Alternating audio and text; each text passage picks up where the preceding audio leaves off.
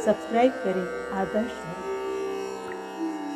नमस्कार मित्रों, आज एक प्रश्न दूसरे धर्म के फॉलोअर महोदय हैं, ताजे ताजे मेरे ख्याल में नवबौद्ध बने हैं। उन्होंने एक प्रश्न किया और अपनी तरफ से प्रश्न के साथ वो तुक्का मार रहे हैं कि सबसे पहले यहाँ बौद्ध थे, बौद्ध मठों को फिर आर्य आए, उन्होंने तोड़ा, मंदिर बनाए। फिर मुसलमान आए तो उन्होंने मंदिर और मठ तोड़े। फिर वो बताते हैं कि उसके बाद अंग्रेज आए तो उन्होंने फिर मंदिर और मठ तोड़ करके फिर अपने गिरजाघर बनाए। ये सब बातें उन्होंने लिखी और उनका ये प्रश्न है कि सनातन धर्म सिर्फ भारत में ही क्यों है और कहीं क्यों नहीं है। सनातन धर्म अगर सबसे पुराना है तो दूसरी जगह क्यों नहीं है।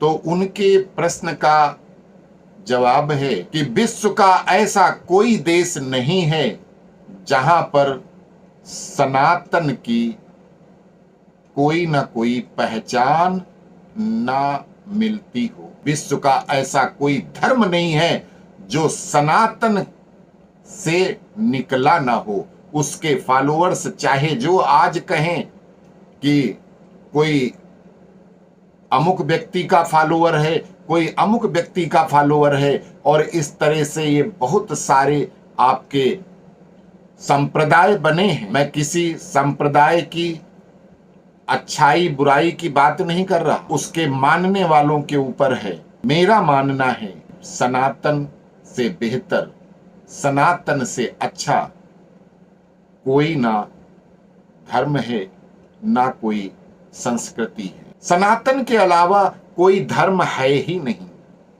आज मैंने एक पहले वीडियो बनाया था कि यहूदी कौन है। यहूदी हमारे यहां से गए हुए यादव ही हैं। हमारे चैनल पे वो वीडियो आप देख सकते हैं कि यहूदी यादव ही यहूदी, उसका हमने पूरा विस्तार से बताया था कि कैसे सनातन से ही ये यहूदी धर्म बना। वहां के लोगों को कोई धर्म कर्म नहीं आता था। जो पहले हमारे जब लोग वहां गए हैं तभी से धर्म कर्म शुरू हुए। वहां आज भी लोग कबीलों की तरह ही रहते हैं, कबीलाई ही लोग रहते हैं। आज मैं आपको ये बताना चाहता हूं कि यूनान से कहते हैं सिकंदर आया था, जिसने विश्व विजय किया था। भारत पे पूरी तरह नहीं कर पाया था, लेकिन उसको कहते हैं कि उसने बहुत सारे राज्य जीते, ऐसा इतिहास में पढ़ाया जाता है। आज मैं आपको बताऊंगा और प्रमाण करके बता रहा हूं कि कुछ मिलावटें उन लोगों ने जरूर किया हमारे ही धर्म ग्रंथों में, और यूनानी धर्म भी सनातन धर्म से ही हमारी ही किताबों को लेकर, हमारे ही ज्ञान को लेकर आगे बढ़ाया है। देखिए, एक वहां उनकी जो धार्मिक है किताब, तो उसमें जो कहानी मिलती है, तो वो वहां के राजा थे देवलियन, उनका नाम था देवलियन, और उनका सबसे बड़ा पुत्र हेलेन सभी ग्रीकों का पिता कहा गया है। मतलब जितने भी यूनानी हैं उन सबका पिता कौन है? एक हेलेन है। इससे इओनियन, एकियन, एओलियन और डोरिलियन 4 वंश चले। कौन कौन से? इओनियन, एकेनियन, एओलियन एंड डोरियन, ये 4 वंश चले। हेलेन, हेली, हेलीली, ये किसके नाम है? ये सारे नाम भगवान श्री कृष्ण के हैं। आप गोपाल सहस्त्र नाम स्तोत्र पढ़िए, उसमें आया है श्लोक नंबर 20, कोलाहली हली हाली हेली हल धरो प्रियो श्लोक 20 में आता है कि ये हेली हाली हली हलधरी के प्रिय कौन? श्री कृष्ण। और वही आपके यूनानियों के सबसे बड़े देवता कौन है? हेलेन। और वो हेलेन कौन है? हेली हलधरों के प्रिय अर्थात हेलेन श्री कृष्ण। वो भी भगवान श्री कृष्ण को ही सबसे बड़ा बताते हैं। कथा है कि स्वर्ग के राजा यूरेनस, उन्होंने स्वर्ग के राजा को कहा है कि यूरेनस थे, उनका हमारे यहां नाम उग्रसेन है। फिर क्रोनस उनका बेटा, यूरेनस का बेटा क्रोनस उनका राज्य छीन लेता है अपने बाप से। तो हमारे यहां भी वही हुआ था, उग्रसेन का राज्य उसके बेटे कंस ने छीन लिया था। अब भाई देखो, आप ये मत कहना कि यहाँ पे समाजवादी पार्टी का वो मुलायम सिंह और अखिलेश वाले किस्से को मैं यहाँ रिपीट नहीं कर रहा हूँ। जैसे मुलायम सिंह जी को बुढ़ापे में उनके अध्यक्ष की सीट से घसीट के नीचे उतार दिया था, उनके बेटे ने वही काम उन्होंने रिपीट किया था जो कंस ने पहले उग्रसेन के साथ किया था। और यही चीज वहां पे यूनान में भी वही हुआ था कि जो वहां के यूरेनस नाम के राजा थे, उनका बेटा क्रोनस था जिसने उनका राज्य छीन लिया था, बाप को जेल में डाल दिया था। वैसे ही हमारे यहां उग्रसेन को जेल में डाल दिया था, कंस राजा बन गया था। आगे लिखते हैं वहां पे क्या है कि राज्य छीन कर अपनी बहन हिरिया नाम दिया है बहन का। अब वहां पे चूंकि वो थोड़ा पढ़े लिखे, उनके यहाँ संस्कृति है नहीं, उनके यहाँ तो थोड़ा सा चेंज किया है उन्होंने, ये मिलावट किया है। क्रोनस ने अपने पिता यूरेनस का राज्य छीनकर अपनी बहन हिरिया को पत्नी बनाकर अपने साथ रख लिया। अब यहां पर थोड़ा सा उन्होंने मिलावट की है कि हां, हमारे यहां देवकी को रख लिया, जेल में बंद कर दिया, लेकिन पत्नी बनाकर नहीं, बहन बनाकर ही, क्योंकि ये भारतीय संस्कार हैं और वो यूनान का संस्कार है। तो उन्होंने उसको कहा कि पत्नी बनाकर रख लिया, अपने अधिकार में कर लेता है। दिवंगत होते हुए उसकी माता पृथ्वी और पिता ये भविष्य करते हैं। अब हमारे यहां ये बताया जाता है कि आकाश से भविष्यवाणी हुई कि जिस बहन को, हे दुष्ट कंस, जिस बहन को इतने प्यार से तू रथ में बैठा के उसका सारथी बन के जा रहा है, इसी बहन के 8वें पुत्र के द्वारा तेरी मृत्यु होगी, वो तेरा काल होगा। ऐसी आकाशवाणी हुई। तो इसकी लिखा तो उन्होंने वही, अब नकल करने की भी अकल होनी चाहिए, उसमें थोड़ा बहुत तो मिलावट कर दिया। अब वो क्या कहते हैं कि क्रोनस दिवंगत होते हुए उसकी माता पृथ्वी और पिता ये भविष्य करते हैं। मरने के समय उसकी माता जो है वो पृथ्वी को बताया है और पिता भविष्यवाणी करते हैं। उसके माता पिता ने भविष्यवाणी किया कि क्रोनस को उसकी बहन के पुत्रों में से एक राज सिंहासन से हटाएगा। क्रोनस को राज सिंहासन से हटाने वाला इसी बहन हिरिया का बच्चा होगा। यही भविष्यवाणी हमारे यहां आकाशवाणी से हुई थी। क्रोनस को उसकी बहन के पुत्रों में से एक राज सिंहासन से हटाएगा। वो 5 बच्चों को जिंदा खा गया। अब वो लोग नरभक्षी इसीलिए तो मैं कहता हूं कि वहां पर सभ्यता नाम की चीज नहीं है। तो वहां पर उन्होंने क्या किया, अपने बहन के बच्चों को वो जिंदा खा गया, ये बताया गया। हमारे यहां क्या है कि वो बहन के बच्चों का संहार कर दिया, मार दिया। तो वो कहने का, लिखने का अंतर हो सकता है, खाना ही हो गया। आज भी यही हमारे यहाँ भी तो गुस्से में यही कहता है आदमी की, तो आते के साथ अपने फलाने को खा गया।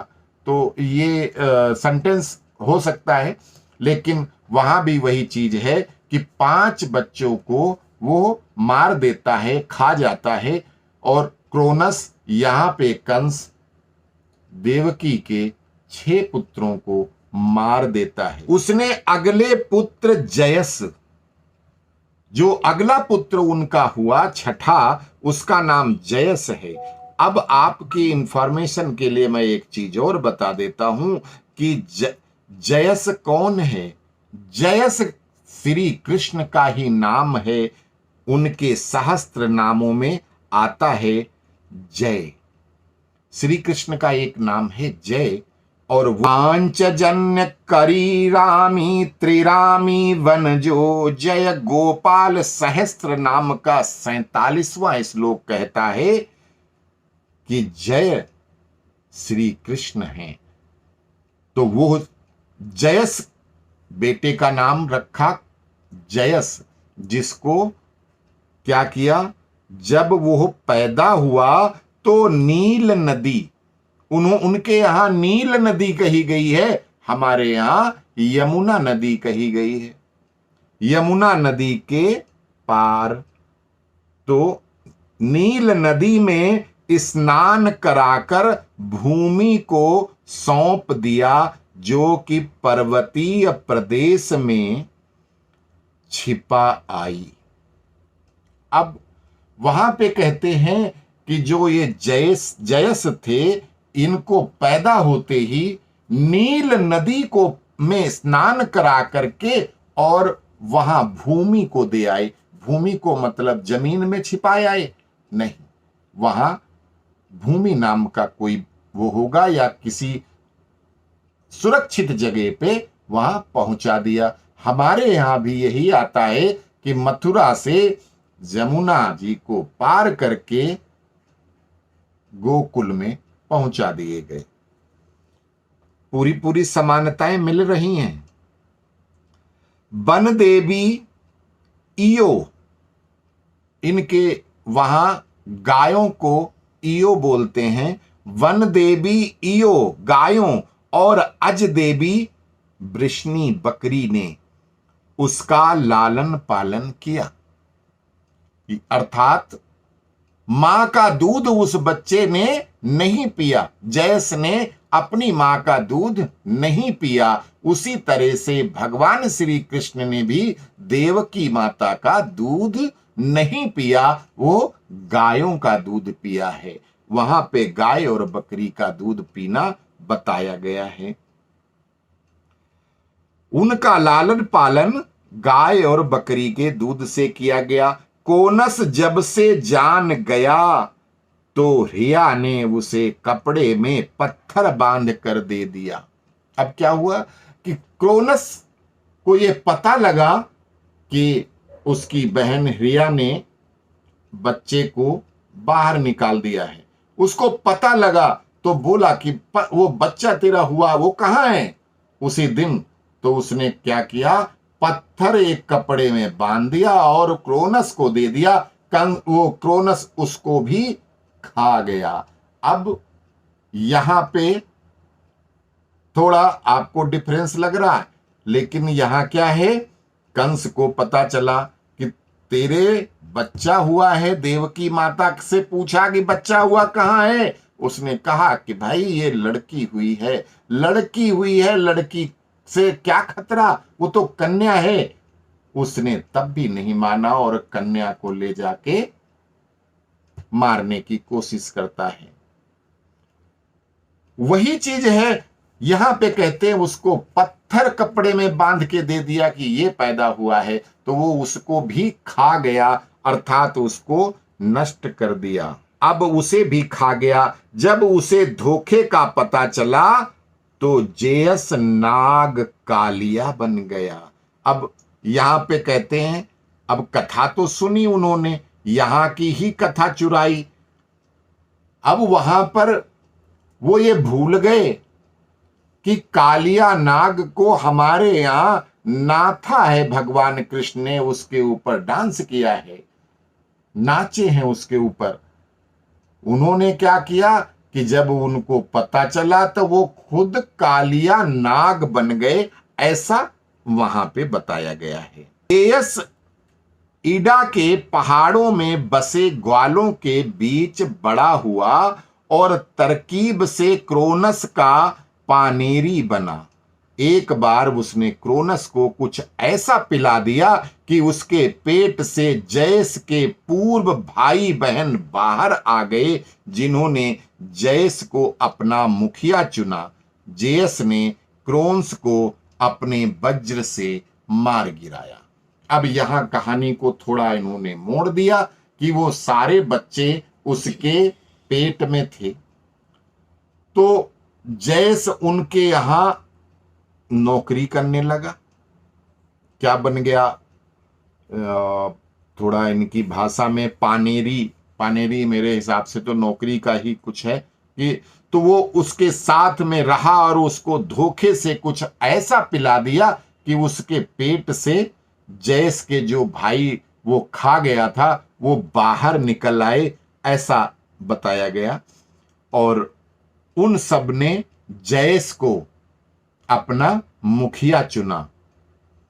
यूनानी मैथोलॉजी के मुताबिक जयस की पहली विजय पहली सदी ईस्वी पूर्व के लेखक थालस के अनुसार टाय के घेरे में 322 साल पहले हुई, अर्थात 1505 ईसा पूर्व। ईसा के 1505 वर्ष पूर्व ऐसा हुआ उनके अनुसार। अधिकांश विद्वानों ने भी कृष्ण व कंस का इतिहास का काल यही तय किया है कि अर्थात ईसा 2-3 हजार के और उसके पहले 1505, मतलब हमारे यहां भी वही कहा जाता है 5000 साल पहले का, और वो भी वही गणना लगभग बताते हैं। तो इस कथा में एराथिन के साथ जयस के संबंध, एक एराथिन नाम की उनकी प्रेमिका होती है जिनके साथ वो जंगलों में घूमते हैं, कौन? जयस। उसी तरह से लिया गया है जैसे यहां पे राधा और कृष्ण के प्रसंग चलते हैं। जयस ने बैल का रूप धरकर लीबिया की राजकन्या यूरोपी का हरण किया। अब देखो कहानियां बनाते हैं, यहां पे भी भगवान श्री कृष्ण ने रुक्मिणी का हरण किया, तो उस कहानी को उठा करके उन्होंने कहा कि जयस ने बैल का रूप बना करके उस कन्या का हरण किया, यूरोपी कन्या। उससे 3 पुत्र हुए, मीनो, राधामेंथिस और सर्पदन। मीनो किरीट के शासक हुए और राधामेंथिस स्मृतिकार। मीनो की पत्नी पेसिफी हुई जो सबके लिए चमक लिए थी, अर्थात कीर्ति। पुराणों में वृषभानु की पत्नी का नाम भी कीर्ति ही आया है। अगली एक कथा में एंड्रोस्टस नाम के राजा की पुत्री देयदमिथा चचेरे भाइयों के रूप में सतम और नेस्टर आदि के आख्यान हैं। अब यहां देखो, जो देयदमिथा कही गई है वो द्रौपदी की बात कह रहे हैं। चचेरे भाइयों के रूप में सतम यानी 100 चचेरे भाई, तो उनके जो पति के 100 चचेरे भाई कौन है? कौरव हैं। और नेस्टर घोंसले वाला, जिसे घोंसले जैसी जिसकी दाढ़ी होती थी, वो घोंसले वाला कौन? शकुनी। इनके सबके आख्यान हैं किसमें? यूनान की जो ग्रंथ हैं, जो उनका मुख्य ग्रंथ है। तो यवनों ने विदिशा में हेरक्लीज का स्तंभ बनाया। ये हेरक्लीज ही हरि कृष्ण हैं, जो ग्रीक साहित्य में बहुत महत्व रखता है।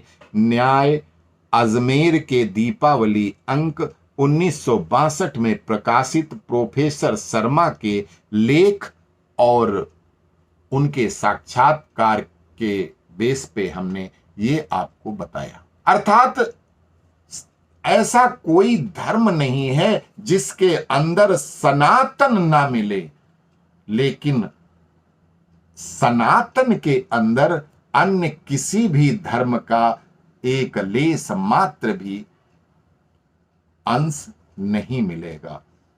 और मैं बार बार यही कहता हूं कि बौद्ध धर्म तभी आया जब कुछ हजार साल पहले बुद्ध आए।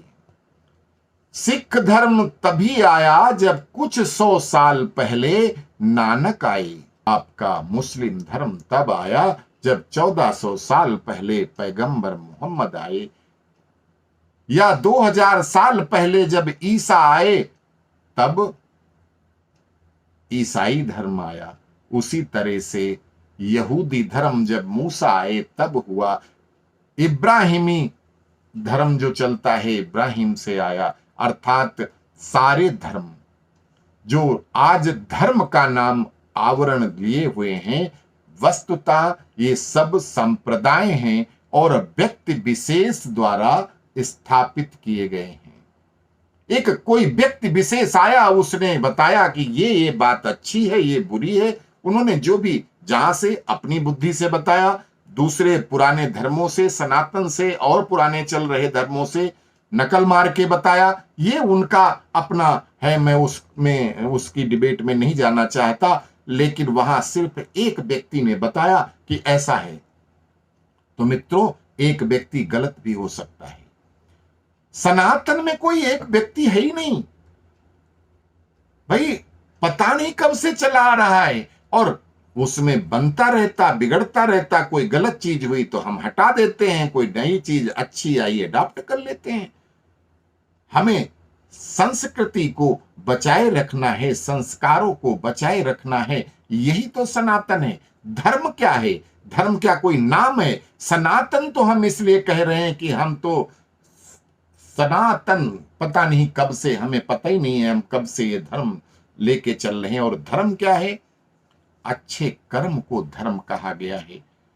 माता पिता के प्रति हमारा क्या धर्म है, उसको धर्म कहते हैं। अपने बच्चों, अपनी पत्नी के प्रति हमारे क्या धर्म है, उनके पालन पोषण का धर्म हमारा है, तो वो धर्म है। अपने शरीर की रक्षा करना, सेल्फ डिफेंस करना हमारा धर्म है। हर वक्त के अनुसार हर व्यक्ति का अलग अलग धर्म होता है, और वो धर्म है जो अच्छा, जो धारयत इति धर्मा, जो धारण करने योग्य है, समाज में अच्छी बात है, वो धर्म है। और जो धारण करने योग्य नहीं है, वो अधर्म है। तो कहते हो कि जी हमें तो काटना है, हमें तो पशु की बलि देनी है, तो वो धारण करने योग्य नहीं है, अधर्म है। आप उसको धर्म बताते हो। हम कहते हैं कि हिंसा अधर्म है, अहिंसा धर्म है। लेकिन अगर कोई आपको नुकसान पहुंचाता है, अधूरा मत पढ़ना। मैं बार बार इस चीज को रिपीट करता हूं कि श्लोक पूरा पढ़ना। अहिंसा धर्म है, लेकिन तब तक धर्म है जब तक कोई आपके ऊपर हिंसा ना करे। अगर कोई हिंसा कर रहा है तो वही हिंसक को उसी के रास्ते से, उसी के तरह, उससे बल्कि बेहतर तरीके से उसका प्रतिकार करना आपका धर्म है। आपको यही हमारे सनातन के सभी महापुरुषों ने सिखाया है, और यही हमें करना चाहिए। सठे साठ्यम समाचरित का उपदेश विश्वामित्र जी लाखों साल पहले दे गए हैं, तो हमें उस पे अमल करना चाहिए। जो हमारे साथ जैसा व्यवहार करे उसके साथ वही व्यवहार करो, उससे दूना उसको मिलना चाहिए। अच्छा व्यवहार करे तो उससे और अच्छा करो, और बुरा करे तो उससे और बुरे से बुरा उसके साथ करना चाहिए। अस्तु। जय सिया राम।